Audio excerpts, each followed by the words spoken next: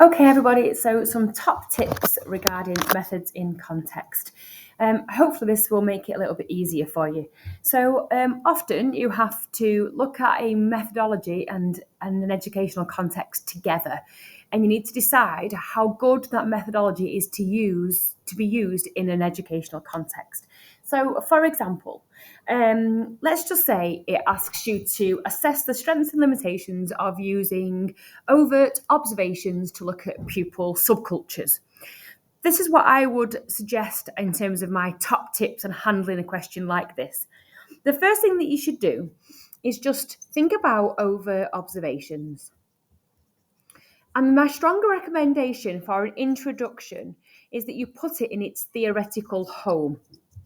What I mean by a theoretical home is that you just tell us who likes to use overt observations and why they like to use overt observations, forgive my scribbles. So, preferred by interpretivists because you gain valid data.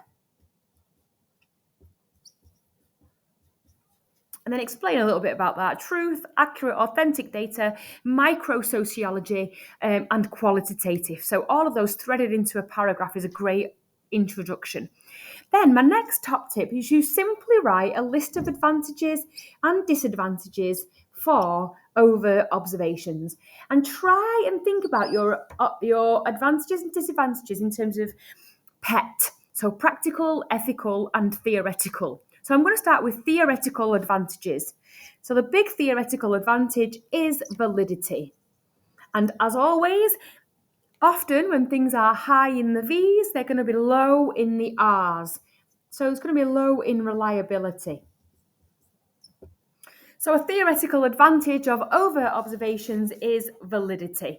And you could talk about why that's particularly useful when looking at pupils, looking in schools, or looking at subcultures, because you can gain real insight, you can get to know them, you can build relationships, you can understand an insight at a different level in other kinds of methodology. However, you must then say, but not particularly reliable, not representative, and not replicable. This is a problem because you can't really generalize what you find in that setting. It's also important to know that if it's overt, they might realise what you are doing and they may act differently, which does taint and tarnish the validity idea. Then let's think about the practical advantages and disadvantages. And an advantage is that you can get into a school and you can make notes, you can react to questions, react to the setting, react to the environment. You can modify your approach. Particularly good when looking at subcultures because something might happen. That flexibility of approach is really important.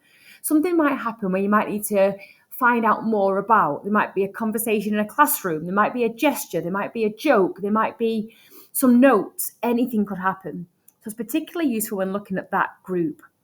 Disadvantage, however, is the fact that in order to do it properly, it's going to be time consuming, it's going to be costly, and you're going to need to be very skilled, especially when looking at subcultures.